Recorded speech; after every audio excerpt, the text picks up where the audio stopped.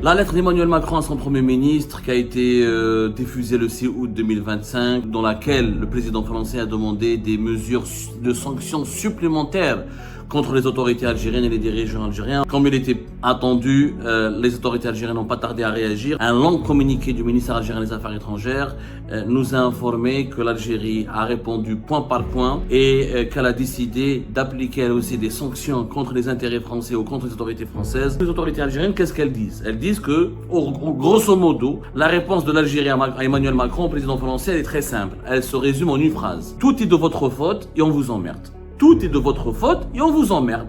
C'est ça la réaction, c'est ça la réponse des autorités algériennes à Emmanuel Macron. Les autorités algériennes disent que finalement elles sont coupables de rien.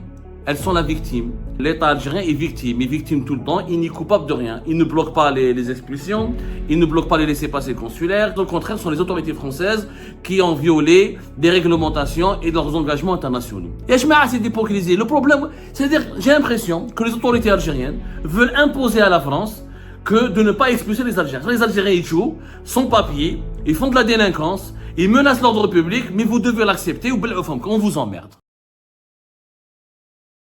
La lettre d'Emmanuel Macron à son Premier ministre qui a été diffusée le 6 août 2025 et qui a demandé, dans laquelle le président français a demandé des mesures de sanctions supplémentaires contre les autorités algériennes et les dirigeants algériens en raison d'un bras de fer et d'une politique anti-française extrêmement de plus en plus violente et brusque et brutale, et en raison de l'absence d'un compromis entre les autorités françaises et les autorités algériennes sur pas mal de sujets de dissension et de discorde, et en raison du blocage notamment que rencontrent les autorités françaises dans plusieurs dossiers, notamment le dossier migratoire. Emmanuel Macron a décidé le 6 août dernier, rappelez-vous de cela, 2 jours, impliquer, d'imposer ou a décidé d'instruire son gouvernement d'imposer de nouvelles sanctions contre les dirigeants algériens en général et contre les autorités algériennes. Comme il était attendu, les autorités algériennes n'ont pas tardé à réagir parce que le lendemain, le 7 août, un long communiqué du ministère algérien des Affaires étrangères nous a informé que l'Algérie a répondu point par point et qu'elle a décidé d'appliquer elle aussi des sanctions contre les intérêts français ou contre les autorités françaises, provoquant ainsi une nouvelle aggravation des tensions politiques entre l'Algérie et la France et provoquant ainsi un basculement de ce bras de fer politique et diplomatique entre la France et l'Algérie dans une nouvelle dimension extrêmement inquiétante puisqu'on est plus que jamais proche de la rupture. En réalité, la réponse de l'Algérie, pourquoi elle est inquiétante? Parce que le 6 août 2025, la lettre de 3 pages d'Emmanuel Macron, il a énuméré des points très précis, qui sont le blocage et des expulsions des migrants algériens par les autorités françaises, parce que les autorités algériennes refusent de délivrer les laissez-passer consulaires, refusent de coopérer pour reprendre leurs ressortissants, refusent de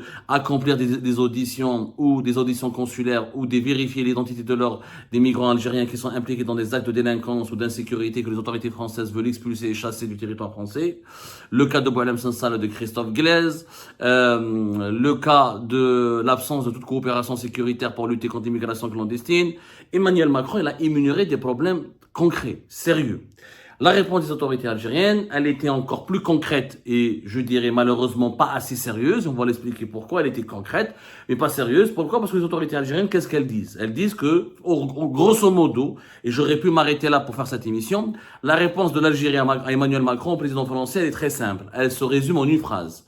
Tout est de votre faute et on vous emmerde.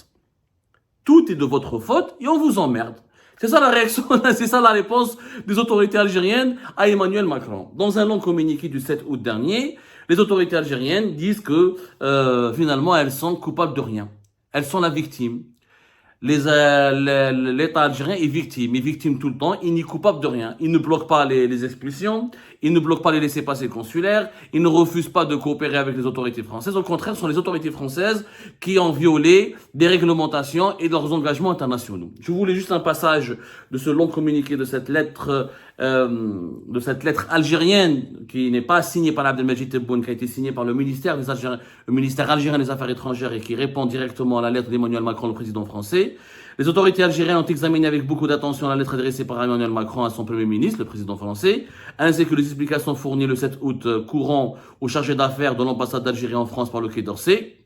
En tout et premier lieu, s'agissant de la dégradation des rapports algéro-français, cette lettre exonère la France de l'intégralité de ses responsabilités et fait porter tous les torts à la partie algérienne.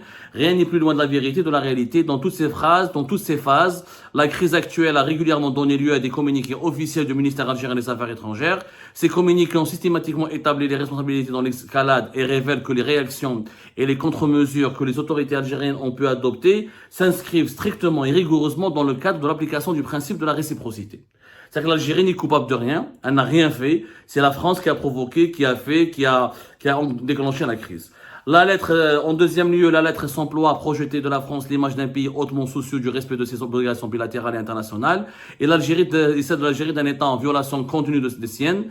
Là également, rien n'est plus éloigné de la vérité et de la réalité. En espèce, c'est la France qui a convenu à sa propre législation interne. C'est la France qui a manqué au respect de ses engagements au triple titre de l'accord français, algéro-français de 1968, relatif à la circulation, à l'emploi et au séjour en France des ressortissants algériens et de leurs familles, de la convention consulaire algéro-française de 1974 et de l'accord algéro-français de 2013. C'est la France, j'accélère, bon résumé, ce qui m'a frappé dans la réponse algérienne, c'est la France enfin qui s'est affranchie de ses devoirs contractés au titre de la Convention européenne des droits de l'homme de 1950. Les autorités algériennes, l'État algérien, le régime algérien donne des leçons de droits de l'homme à la France. C'est quand même osé de la part des dirigeants algériens actuels qui condamnent à mort leurs opposants, qui prennent en otage des familles, qui condamnent à la prison ferme des journalistes, des écrivains pour des messages sur WhatsApp et des messages sur Facebook. Mais c'est la France qui ne respecte pas les droits de l'homme. Moi, naturellement, je ne suis pas le porte-parole de la diplomatie française. Je laisse les autorités françaises répondre comme elles veulent. Mon souci à moi, c'est d'éclairer l'opinion publique algérienne et l'opinion publique française qui s'intéresse à l'actualité algérienne pour comprendre la réponse réelle et la réaction réelle et les raisons réelles ou les dessous réels de la réaction algérienne. Il faut savoir que, grosso modo, pourquoi je dis en début de cette émission que la réponse algérienne consiste à dire tout est de votre faute et on vous emmerde. En réalité, les autorités algériennes refusent d'assumer la moindre responsabilité dans le conflit diplomatique et politique qui les oppose à la France. Et pourtant, la vérité, elle est documentée. C'est l'Algérie qui a rappelé son ambassadeur le 30 juillet 2024 lorsque la France a reconnu la souveraineté du Maroc sur le Sahara occidental. Ce n'est pas la France qui a commencé par retirer son ambassadeur. C'est l'Algérie qui a utilisé le mot « nous retirons notre ambassadeur ». Et depuis, il y a eu une série de malentendus qui ne cessent de s'accumuler. Dans la longue lettre du ministère algérien des Affaires étrangères, il est bien dit que l'Algérie n'a rien fait de mal, qu'elle ne refuse pas de coopérer. Je vous résume, la lettre elle est longue. Elle dit qu'elle ne refuse pas de collaborer avec les autorités françaises, que c'est les autorités françaises qui veulent expulser les migrants algériens sans passer par sans consulter les autorités consulaires algériennes, sans passer par le circuit des laissez-passer consulaires, sans passer par les auditions consulaires et sans respecter certains engagements internationaux comme l'accord algéro-consulaire de l'Algérie entre la France de 1974 ou l'accord algéro-français de 1994 relatif à la réadmission des ressortissants algériens ou la Convention européenne des droits de l'homme. Alors, tous ces accords, ils disent quoi? Tous ces accords engagent l'Algérie et la France dans une série de collaborations pour l'expulser et permettre à l'expulsion des migrants algériens que la France veut expulser de son territoire tout en leur garantissant leurs droits. Sauf que ce que les autorités algériennes ne veulent pas dire, et c'est ça, c'est une vérité. Moi, je ne suis ni du côté de la France, ni du côté de l'Algérie.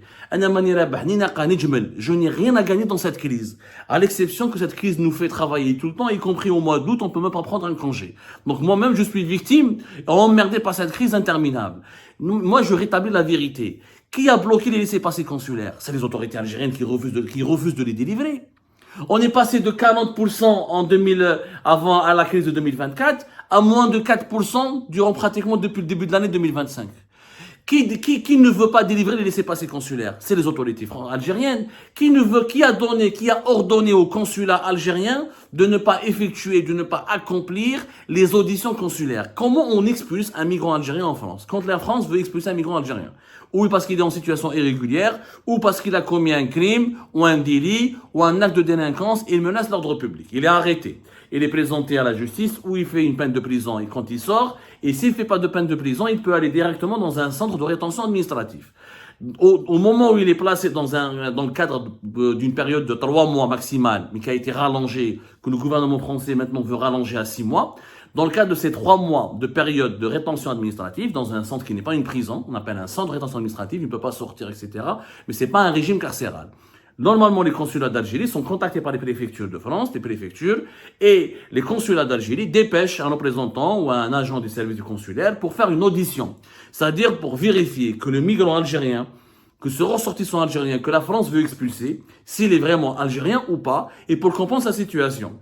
À la fin et après cette audition consulaire, elle peut durer le temps que les services consulaires d'Algérie souhaitent. Le consulat d'Algérie est censé délivrer un laissez-passer consulaire à ses ressortissants s'il s'avère qu'il est algérien. Sauf que les consulats d'Algérie, c'est ça la vérité, ne font plus les auditions consulaires. Donc les préfectures, quand ils contactent les consulats ne répondent pas. Parce qu'à Alger, la présidence algérienne, elle a instruit la diplomatie algérienne, le ministère algérien des Affaires étrangères, qui a instruit les consulats de ne plus collaborer avec les préfectures françaises. Pourquoi? Parce qu'il y a un problème avec Bruno Retailleau. L'Algérie, ce qu'elle ne dit pas dans sa réponse à Emmanuel Macron, c'est que tant que Bruno Retailleau est ministre de l'Intérieur, l'Algérie refuse de coopérer en matière d'expulsion et de réadmission d'immigrants algériens. Maintenant, les accords que cite l'Algérie, ils existent. Effectivement, il y a les accords de 68, de 74 et de 94. Mais l'accord de 94, il y a une divergence au niveau de l'interprétation du côté français comme du côté algérien. Côté français, on affirme quoi? On affirme que l'accord de 1994, il permet aux autorités françaises, quand ils arrêtent un Algérien en situation irrégulière, où là il a commis un crime, un délit, où il représente une menace contre l'ordre public, s'il a les papiers algériens sur lui, s'il est au moment de son arrestation, ou là au moment d'une perquisition, au moment d'une fouille, s'il a un passeport ou une carte d'identité française, on peut l'expulser directement sans demander le laissez-passer consulaire. Parce que logiquement, on demande un laissez-passer consulaire quand on n'est pas sûr, parce qu'il faut une audition consulaire, il faut une authentification consulaire, il faut que les consulats d'Algérie reconnaissent que ce migrant est bel et bien et vérifient que ce ressortissant est bel et bien algérien, ensuite on veut l'expulser. L'Algérie dit non, dit que c'est pas vrai, l'accord de 1994, il nous dit pas cela. Il dit pas cela. Moi j'ai consulté des juristes, ils m'ont dit que c'est vrai, la partie française a la raison. Quand un Algérien, il a le passeport algérien, il a la carte d'identité algérienne, et on peut l'expulser. Ce qui est logique. À mon avis, je ne donne pas raison à la partie française. J'essaie d'être logique. Quand on arrête un Algérien à l'étranger, un de nos passeports algériens, donc il est algérien. On ne peut pas dire qu'il n'est pas algérien. Le passeport algérien ne s'achète pas dans le marché noir, on n'achète pas. Voilà, c'est pas un paradis fiscal, c'est pas un paradis, c'est pas un pays c'est pas un passeport pour lequel on dépense des milliers de dollars pour l'acheter. Quand on a un passeport algérien, généralement on est algérien. Donc si on est algérien, la France, elle a les papiers qui prouvent, le gars, il a les papiers qui prouvent qu'il est algérien. Pourquoi la France ne devrait pas l'expulser? L'Algérie dit que non, dit que toi, quoi qu'il arrive, il faut passer par les consulats. Ok, mais les consulats ne réagissent pas. Ils bloquent au collège, tout est bloqué au niveau des consulats. Et ça, vous pouvez simple, si vous pensez qu'Abdou Sammar manipule ou il ment parce qu'il veut défendre les Français, c'est simple, vérifiez vous-même. J'invite toutes les Algériennes et les Algériens à se rapprocher des 18, ils ne sont pas 18, il y a 20 consulats d'Algérie sur le territoire français, c'est quand même immense, il y a 20 consulats algériens sur le territoire français, je vous invite à se rapprocher des consulats et à vérifier de vous-même qu'il n'y a plus d'audition consulaire, il n'y a plus de réaction, il y a très peu de réponses de la part des autorités consulaires algériennes aux préfectures françaises. Extrêmement rare. On est dans 4-5% des cas où il y a des réponses, où il y a une collaboration. Donc les Français ont pété les plombs. Il y a des milliers d'Algériens qui sont sur notre territoire et ils foutent la merde et ils commettent des actes de délinquance, des actes d'insécurité. On a peur. C'est légitime. Regardez comment l'Algérie qui parle de droits de l'homme. Les autorités algériennes, pourquoi elles n'appliquent pas les droits de l'homme quand elles expulsent des milliers des citoyens du Niger et du Mali en les balançant, en les jetant en plein désert dans un endroit qui s'appelle Point Zéro et leur demande de marcher des kilomètres pour atteindre la frontière du Niger. Pourquoi l'Algérie, quand elle arrête des Nigérians, des Nigériens, des Maliens, des Burkinabés, elle ne demande pas elle ne demande pas de laisser passer consulaire au consulat du Niger et du Mali et du Nigeria et des pays de l'Afrique subsaharienne. Elle les jette en plein désert, elle les expulse. Et le Niger et le Mali ont protesté 1000 fois contre l'attitude des réactions algériennes, qui ramassent des gens qui ramassent des migrants subsahariens, ils les maltraitent, ils sont souvent violentés, maltraités, etc. Or, les migrants algériens en France, c'est rare, mais c'est extrêmement rare, où nous avons des témoignages de migrants algériens qui sont maltraités, battus par la police française, etc. Si la police française battait et maltraitait et torturait les migrants algériens, il n'y aurait pas eu chaque année des milliers d'Algériens qui viennent s'installer en France. Ils vont fuir la France, les Algériens. Ce n'est pas vrai. Ils sont placés dans des centres de rétention administrative, ils ont des droits, ils ont des devoirs. L'Algérie cite la Convention européenne de 1950, la Convention européenne des droits de l'homme. Et effectivement, que dit la Convention européenne des droits de l'homme de 1950? Il y a 7 articles. Il y a 7 articles, je les ai vérifiés, qui parlent de l'expulsion de migrants. L'article 3, interdiction de la torture et des traitements inhumains ou dégradants. On ne peut pas expulser un migrant qui est victime d'actes de torture, etc. On ne peut pas le torturer. S'il est victime d'un traitement dégradant, on ne peut pas l'expulser. Le migrant, le ressortissant étranger, même si on veut l'expulser, il a le droit de respecter sa vie privée. L'article 2, le droit à la vie, interdiction d'expulser vers un pays où la personne risque une menace grave pour sa vie, conflit armé, etc. Il n'y a pas de guerre en Algérie, donc il n'y a pas de terrorisme, alhamdoulilah, il y a la paix. Donc expulser les Algériens vers l'Algérie, il n'y a pas de menace pour leur droit à la vie. L'article 6, droit à un procès équitable. L'étranger qui va être expulsé par les autorités d'un pays européen, il doit bénéficier d'un procès équitable, etc. Interdiction des expulsions collectives d'étrangers. On n'a pas le droit d'expulser d'un coup des dizaines d'Algériens de France. Ça, la France ne le fait pas. C'est des expulsions individuelles, cas par cas. Et le protocole numéro 5, l'article 1, garantit en cas d'expulsion d'un étranger. La Convention européenne des droits de l'homme garantit le droit à un étranger qui va être expulsé d'un pays par un pays européen d'être informé, d'être entendu et de contester la décision, sauf raison impérieuse de sécurité nationale. Sauf raison impérieuse de sécurité nationale. Sinon, un étranger, un Algérien qu'un pays européen doit expulser, il a le droit d'être entendu, informé, il peut faire un recours. Mais s'il est une menace pour la sécurité nationale, non. C'est exactement ce que les autorités françaises font. La majorité des cas d'Algériens qui sont expulsés par la France, les immigrants, les Algériens font des recours, les recours ont été perdus, etc. Ou ils représentent une menace pour la sécurité nationale, et les Français, on ne leur donne pas le droit de faire un recours parce que c'est une menace. C'est quoi la menace pour la sécurité nationale? C'est clairement les personnes radicalisées, les terroristes, les barbus qui ont une radicalité religieuse, qui ont une certaine pratique de la religion que la France ne souhaite pas, ou elle ne tolère pas, ou qui ont des idées djihadistes, etc. Il y a des abus, effectivement. La France n'a pas totalement raison. Du côté français, il y a des abus. Par exemple, Doualem, il a été expulsé par Bruno Retailleau sans qu'il y ait un procès, sans qu'il soit entendu par la justice. Mais il a été entendu par la justice plus tard et la justice a validé son expulsion. Mais l'Algérie ne l'a pas accepté pour autant. Il y a des erreurs côté français. Quand la France se trompe, là, je suis objectif. Quand la France abuse, quand les autorités françaises abusent, elles font des erreurs, elles expulsent des Algériennes et des Algériens sans leur garantir un procès équitable, sans leur garantir le droit de faire des recours devant des tribunaux administratifs. Oui, l'Algérie, là, elle a raison. Mais force est de constater que les cas d'abus sont minoritaires, que dans la majorité des cas, il n'y a pas d'abus. Les consulats d'Algérie sont sollicités, les services consulaires sont appelés ou contactés par les préfectures de police de France, le ministère de l'Intérieur français demande la collaboration du ministère algérien de l'Intérieur, les autorités algériennes sont sollicitées dans le cadre de toutes les lois qui existent, et les migrants algériens ne sont pas torturés. Le retour en Algérie ne constitue pas une menace à leur vie parce qu'il n'y a pas de guerre en Algérie, alhamdoulilah, la paix règne en Algérie. Et la France, à la fin, elle a le droit. Et je m'attelle, comme nous en Algérie, on n'aimerait pas qu'il y ait des... Est-ce que nous, les Algériens et les Algériens, on aurait aimé qu'il y ait des voyous de Mali, du Niger, de la Libye ou d'un pays voisin viendraient menacer l'ordre public, alimenter la délinquance, etc. On n'aimerait jamais ça. L'Algérie, elle expulse des migrants du Niger, du Mali, du Burkina Faso, sans respecter le moindre de leurs droits alimentaires. C'est très rare où l'Algérie avertit les consulats du Niger et du Mali. Sauf que quand il s'agit d'expulsions groupées de plusieurs centaines et dizaines de personnes, l'Algérie prend la mesure de les informer, sinon dans la majorité des cas. Et le Niger et le Mali, surtout le Niger, critiquent énormément l'Algérie à cause de ça.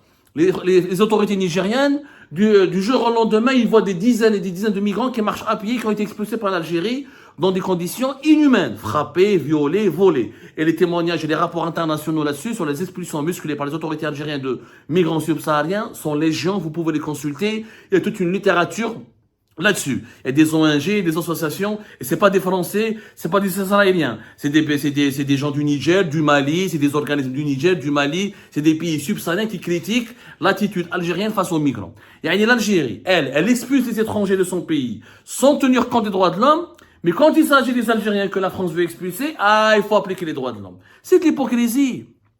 Et je mets assez d'hypocrisie. Le problème, c'est-à-dire, j'ai l'impression que les autorités algériennes veulent imposer à la France que de ne pas expulser les Algériens. Les Algériens, ils jouent, sans papier, ils font de la délinquance, ils menacent l'ordre public, mais vous devez l'accepter ou on vous emmerde.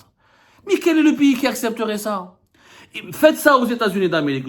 Va dire à Donald Trump, il y a un Algérien qui va faire un crime à New York, ou à Washington, ou à Los Angeles, et quand les États-Unis d'Amérique veulent l'expulser, l'Algérie veut non, il faut le consulat, et le consulat ne répond pas, attendez, il n'y a pas de décès. Donald Trump, il va exploser de colère, il va envoyer sa flotte. Aucun pays n'acceptera que des ressortissants étrangers qui, au lieu de travailler, de s'intégrer, de gagner leur pain correctement et de vivre paisiblement sur le territoire de pays qui les accueillent, font des actes de délinquance de l'insécurité. C'est pas acceptable.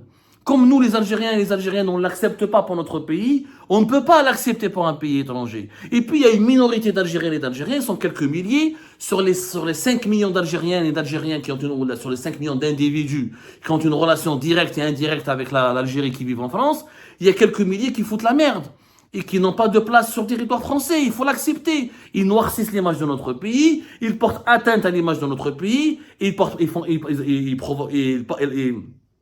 préjudice à la crédibilité de notre pays. Donc c'est pas bien ce qui se passe. Donc, ce que disent les autorités algériennes, c'est pas sincère. Quand tu dis tout est de la faute de la France, c'est pas vrai. La crise, c'est toi qui l'as commencé. Et c'est toi qui s'est enfoncé dans cette crise. Même pour réagir, l'accord de 2013 et de 2000, on va parler de l'accord de 2013. Je préfère me contenter du chapitre du problème migratoire. Parce que le problème de la circulation des dirigeants algériens et le problème des biens de l'ambassade de France, c'est des problèmes secondaires. T'as pas envie de donner un terrain à l'ambassade de France, c'est ton droit, mais c'est pas un problème. Mais pourquoi réagir maintenant et pas avant, quand il n'y avait pas de crise avec la France? Tu disais pas cela. Quand il y a une crise, maintenant tu leur fais du chantage en disant vous devez payer les biens. C'est pas des dossiers importants, on en parlera plus tard. Mais sur la question migratoire, qui a eu tort? Est-ce que c'est le pays qui veut pas récupérer ses ressortissants? Ou le pays qui ne veut pas que des ressortissants étrangers menacent son ordre public et restent sur son territoire quand ils sont dans une situation irrégulière. L'Algérie se permet d'expulser des milliers de subsahariens sans respecter leurs droits les plus élémentaires, sans leur donner ni un procès, ni des droits de recours, ni être entendus, ni être informés. Mais là, les Algériens de France, les immigrants algériens de France, les délinquants qui foutent la merde et qui salissent l'image de notre pays, non, l'Algérie ne veut pas qu'ils soient expulsés. L'Algérie se dit qu'elle va les assister. Les assister, oui, mais obliger les autorités françaises à les accepter de facto et faire du chantage en utilisant les migrants algériens, c'est grave. C'est ce chantage migratoire qui est grave, qui n'est pas digne du rang de l'Algérie, qui n'est pas digne de ses valeurs. Eh ben, c'est la fin de cette vidéo, les amis. Je vous remercie comme d'habitude pour avoir suivi jusqu'à la fin. N'oubliez pas de nous laisser vos commentaires et vos réactions sur la vidéo et de vous abonner à la chaîne si vous n'êtes pas encore abonné. Et merci aussi pour vos commentaires et vos discussions très animées dans la section des commentaires. Donc, vous n'oubliez jamais de décortiquer bien un sujet sur tous les points qui ont été abordés dans la vidéo et ça fait vraiment plaisir quand moi-même je ne fais pas de commentaires, je m'appuie sur vous pour que vous puissiez bien expliquer les choses et en faire des discussions civilisées et dans tout le respect possible. Donc voilà, merci beaucoup et à la prochaine dans une nouvelle vidéo. Au revoir.